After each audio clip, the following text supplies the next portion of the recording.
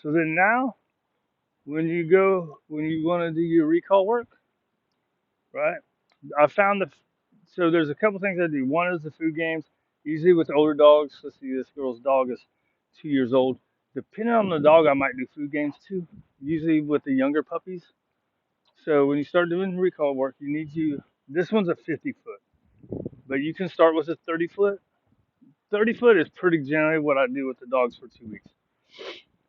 Um, and then I'll go to a 50 foot unless the dog's really super good, right? Um, so if you have room like this, or even in your backyard, you're gonna do this, right? You go out on your long line and you start walking, and you let him get distracted, and you're gonna go, Sage, come, good boy, good job, buddy. When he gets to you, you're gonna make him go a little bit farther. Food, food, mark. Affection. Stand on the leash so he can't go nowhere. I didn't get far enough up on it. He's got to look back at you. This is a patience time. He's got to look back at you before he gets released. If he gives you that, good boy. Okay. Give him an okay and pat him on the butt. All right, watch this. He used to be a free, right? So I didn't do nothing, right? He hit the end of the leash. He forgot about me. Good boy. This is what you want. So he's gonna do that on your 30 foot. He's gonna forget about you, and that's what you want. And it's gonna set a pattern. Now you can try calling them before that happens, but it's to me it's pretty good when they hit that leash pressure, right? So let's see right here. Sage, come. Yeah, good boy. Good, good, good, good. Right. So as soon as he turns, you want to mark and start encouragement. When he gets here, 1, 2 foods, some affection. You're gonna stand on the leash without creating pressure, right? Now he walks off. He kind of corrects himself. See, he looked at my belly. He's got to look at me.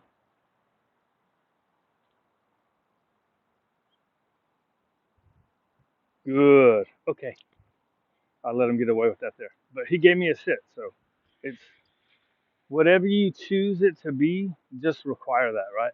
If you want it to be a look, then you have to sit there and be patient until you get a look every time. If you let them get away with that, good boy. And anytime they look, right, on this, anytime they look, I mark it. If they come back, they get food. Or they can just get affection, right? A couple pats is good. Doesn't have to be food. But food and affection is real good. Right, let's see what happens. See, look. I don't know if it's because he almost got to the tree, right? And then here's another one you're gonna do, right? He's looking for something there. Say your dog's going for something on the ground. You leave it, right? You're gonna go leave it and pull him. Good. Come on, good boy. Good, good, good. Right? So that's negative reinforcement. You're applying pressure to make him go away from what you don't want him to get. Right? So that's your leave it. So you leave it. Use a negative reinforcement. Good boy. Anytime they look, I mark. I give them some affection. Right? So I don't know what it is in there.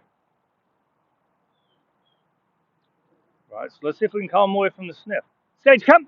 Oh, he was already backing up. Good ball. I was late on my mark. Good. If he starts walking off, you can grab him. Then they're okay. You grab them because look, you don't want them coming, taking a treat, getting affection, and then just running off. You want them sitting and waiting. Right? So you just wait until he looks. If you get bored of waiting, you can do your kissing noises. This is where patience is much better, though. We're all tangled up. Huh? He still hasn't looked right.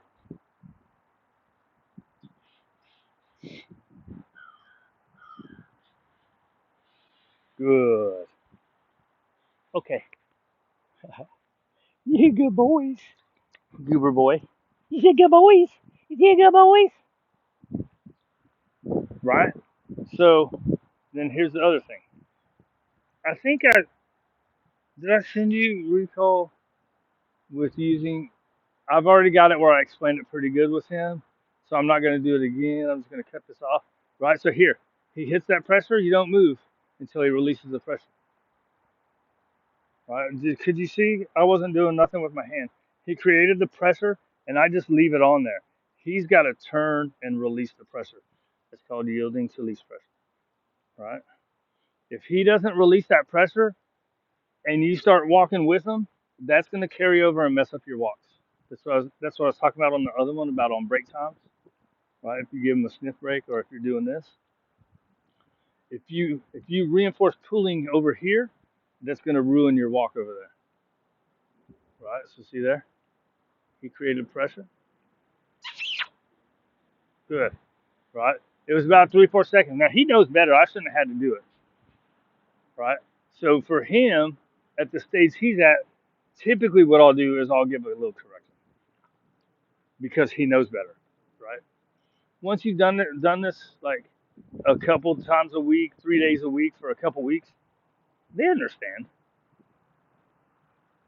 Right? So when he causes pressure, look here it is. He's going to cause pressure. If he doesn't release the pressure, you go. You give to get. And yeah, good boy.